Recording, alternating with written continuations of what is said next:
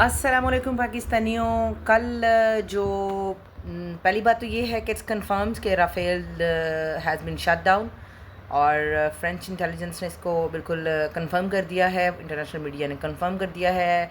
Indian occupied Kashmir میں ان کے دو جہازوں کا ملبہ پڑا ہے، اور تیسرا امبالہ میں ہے، لیکن 5 جہاز ان کے ہیز بن ڈاؤنڈ، جس میں سے 3 رافیل اور 1 سخوئی اور 1 مگ.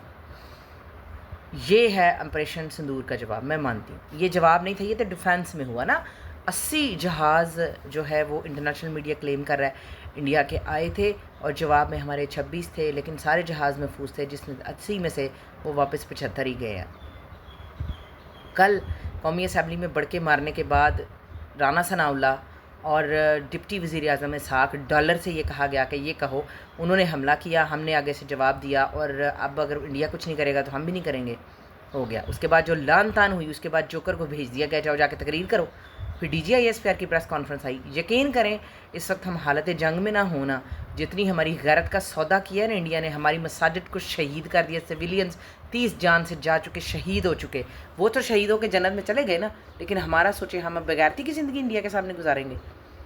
اور اس کے بعد آج جو ڈرون کی برسات جاری ہے، کتنے ڈرون 25 تو گرائے جا چکے. کیا 100 ڈرون آیا ہے پاکستان میں؟ کون سا شہر ہے جو ڈرونوں سے محفوظ ہے؟ ہم جواب نہیں دیں گے.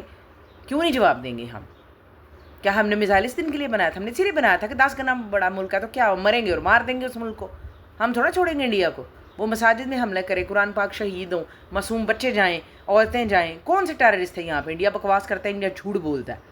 یہ آر ایس ایس کی اور بی جے پی کی وہ مینٹالٹی ہے جس کی وجہ سے قائد اعظم مسلم لیگ انہوں نے بنگالیوں نے بنائی، قائد اعظم کانگریس سے الگ ہوئے اور مسلم لیگ میں آئے، اور مولوی فضل الحق نے 1940 میں قرارداد مقاصد. یہ آر ایس ایس مینٹالٹی تھی، ہندوتوا جس کو کہا جاتا ہے، کہ وہ مسلط ہونا چاہتے ہیں ہم پہ. ہندو، میں یہاں پہ مذہب پہ بات نہیں کرنا چاہتی، لیکن مودی نے کل خود ایک تو ہماری مساجد کو نشانہ بنایا، اس کے بعد پھر اس کو کاؤنٹر کرنے کے لیے کہ اس کو مذہبی رنگ نہ دیا جائے، وہ ساتھ وہ صوفیہ قریشی بٹھا دی تھی، کرنل. ایک کرنل کی کیا اوقات ہوتی ہے کہ وہ اتنے بڑے آپریشن کی آگے بریفنگ دے؟ کہ تمہارے جنرلز ڈر گئے تھے، موتر نکل گیا تھا ان کا جو تم نے اس کو بھیج دیا. اور وہ ساتھ میں ایک وہ یومیکا سنگھ تھی، وہ سکھوں کی طرف سے بٹھا دی تھی کہ تمہارا ملک ایک ہے.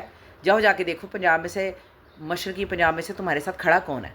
تم نے سکھوں کے ساتھ بھی کم نہیں کیا، لیکن سکھوں کے بھی ماسٹر تارا سنگھ کو اللہ، میں اب کیا کہوں، اس نے بھی اس وقت جناح کی بات نہیں ہم مانیں گے، نہرو کے ساتھ جائیں گے. اور نہرو نے بعد میں جب 84 میں آپ لوگوں کی پھر ٹکائی کی ہے نا بلو سٹار کے نام سے، اور آپ کلوں گا ایک ہی ٹیمپل ہے وہاں پہ امرتسر، اس کو رون دیا تھا بوٹوں کے تلے. اور اس نے پھر نہرو نے بعد میں آزادی کے جب آئین بنا نا تو تارا سنگھ کو کہا تھا تب کی باتیں اور تھی اور اب کی باتیں اور. یہ ہے ہندو بنیے کی ذہنیت، اور مودی اس پہ چل رہا ہے. اب پوری دنیا کو نہیں نظر آ رہا، اب امریکہ، یو این او، وہ Denmark, Scandinavian countries and bloody Nazi Germany, ان کو نہیں نظر آ رہا. وہ سب مسلم ہمیشہ انہیں دہشت گرد نظر آتے ہیں. ریڈیکل اسلام، دیر از نو اسلام، جسٹ ون. یہ ریڈیکل اسلام کچھ نہیں ہوتا.